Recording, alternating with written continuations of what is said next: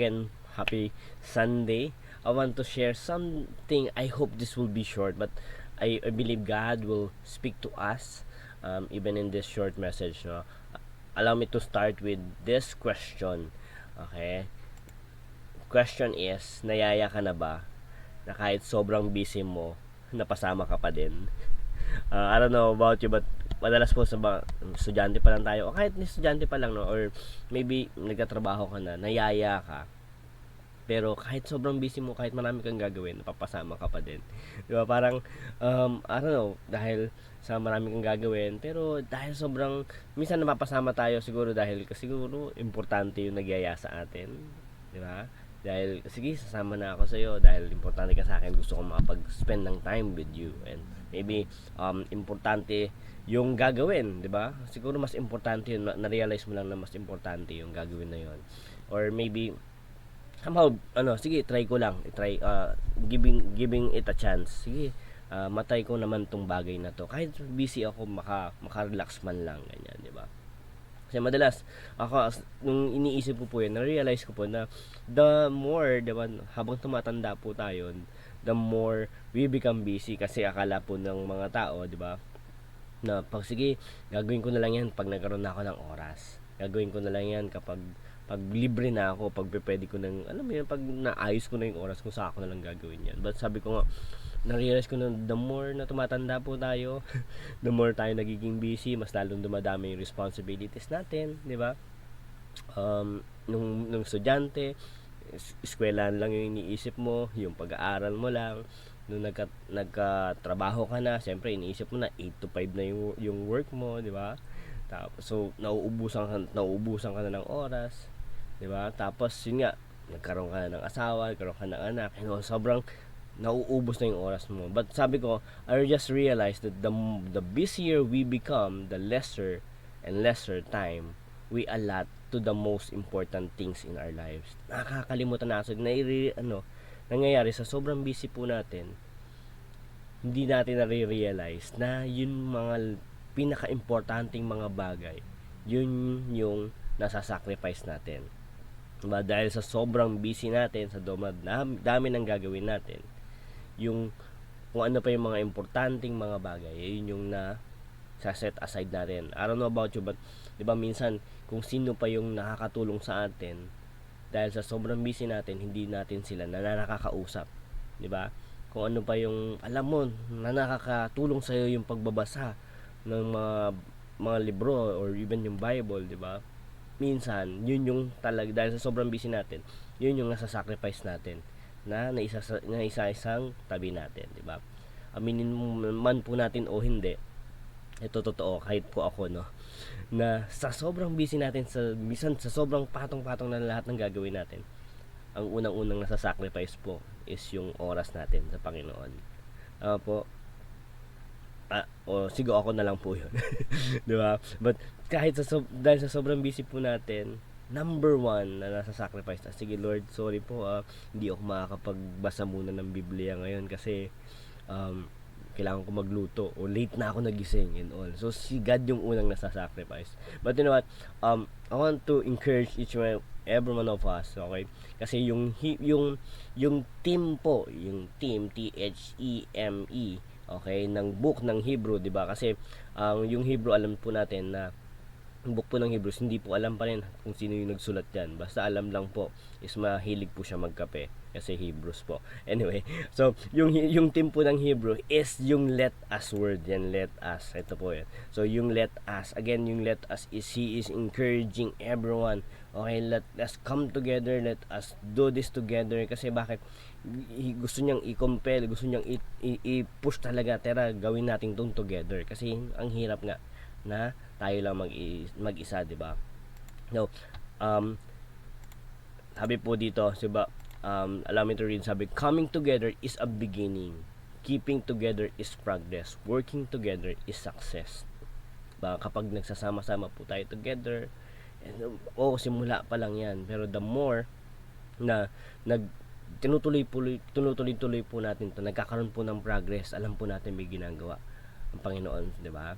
And minsan kahit sobrang hirap, sige lang, gagawin ko lang yan because we know as we work together, it will bring success.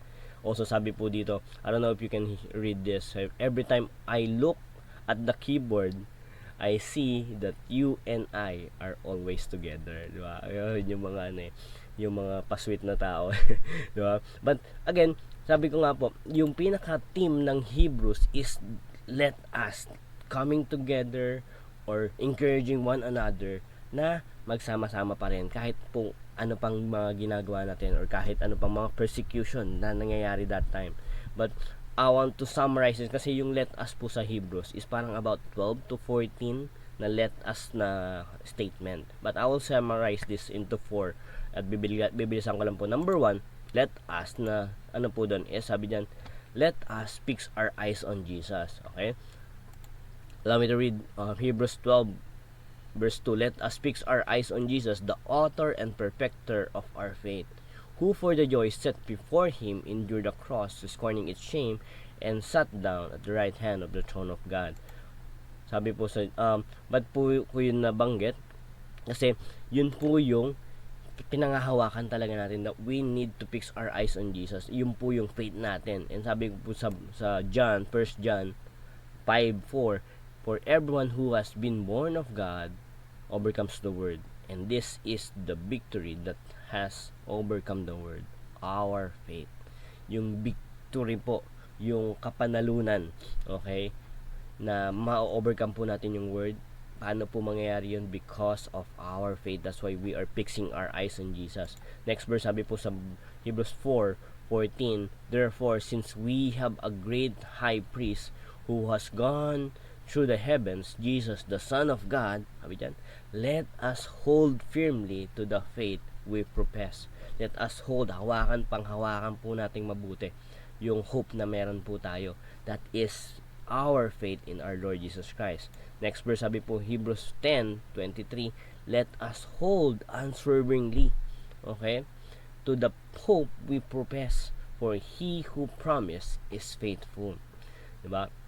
Yan po yung unang-una na somehow encouragement ng writer ng Hebrew. Let us hold, okay, let us fix our eyes, let us, parang wag tayong magpatumpik-tumpik or wag tayong bumitaw, okay, sa ating pananampalataya sa Diyos. Okay, that's why we need to fix our eyes on Jesus Christ. Okay, that is the number 1 na let us na encouragement ng writer ng Hebrew. Number 2, let us is draw closer to God. He is encouraging us to draw closer to God. Kasi, by the way, hapayawan ko lang po. Kasi tayo po, na mga Kristiyano, alam po natin to, na yung faith nga natin is dumating si Jesus Christ dito sa mundo, di ba? Para pumamatay at magbigay ng example sa ating paano tayo mamuhay. At also to give an access, kasi nung namatay po siya, binigyan po na tayo ng Panginoon ng access sa Diyos. Now, the question is, yes, may access na tayo, okay, wala nang barrier sa atin, kasi ang barrier lang po talaga sa atin natin sa Panginoon is yung sin natin at napagbayaran na po ng Panginoon yon. But the question is, paano tayo o anong ginagawa natin doon sa access na yon? Are we drawing closer to God? That is why yung encouragement ng Hebrews, okay, is let us draw closer to God. Sabi po dito sa verse Hebrews 4:16, let us then approach the throne of grace with confidence, so that we may receive mercy and find grace to help us in our time of need. Next verse, sabi dyan, Hebrews 4:11, let us therefore make every effort to enter that rest. Gawin po natin lahat ng makakaya natin para makapasok tayo dun sa rest na yon. Makalapit tayo sa Panginoon, so that no one will fall by following their example of disobedience. Hebrews 4:11, verse 1, therefore, since the promise of entering His rest still stand, okay, nandyan po yung pangako ng Panginoon, let us be careful that none of you be found to have fallen short of it. Na tayo po, na hindi po tayo, parang hindi natin ma-miss out yun, ma-fail natin. Yes, meron na tayong access, alam po natin yan, mga Kristiyano po tayo. We are diba? the only Christian nation in the in Asia. But yet, yes, alam natin na may access tayo pero hindi tayo nakakalapit. That is why ini-encourage po tayo ng Hebrew writer na let us draw near to God. Okay? Number 3, okay, na let us grow together. Let us grow together kasi alam nga natin na hindi natin to kaya mag-isa. Kaya kailangan natin na magkasama-sama tayo. Sabi po sa Hebrews 6 verse 1, therefore let us leave the elementary teachings about Christ and go on to maturity. Tayo po dapat nagmamature tayo, di ba? Not laying again the foundation of repentance from acts that lead to death and of faith in God. Hebrews 12 verse 1, therefore since we are surrounded by such a great cloud of witnesses, let us throw off, tanggalin na natin everything that hinders us and the sin that is so easily tangles, and let us run with perseverance the race marked out for us. Let us run with perseverance, di ba? Sabi po dyan sa Hebrews 10:24, and let us consider how we may spur one another on towards love and good deeds, di ba? Yung writer po is encouraging us, let us grow together kasi nga ang hirap nito pag ikaw lang mag-isa. Diba? Ang hirap nito kapag ginagawa mo yung mga bagay, diba? Na pinapagawa sa ng Panginoon na ikaw lang mag-isa. Kaya kailangan natin na yes, nagmamature tayo as we grow, as we study the Word of God, yes, as we are coming together pag nagsisimba tayo and all, but I hope there is someone who is helping you in your growth with God. Number 4, okay, na let us be thankful. Basahin ko po Hebrews 12 verse 28, therefore since we are receiving a kingdom that cannot be shaken, let us be thankful and so worship God acceptably with reverence and awe. We should be thankful, ba? Dahil sa binigay natin ng Panginoon.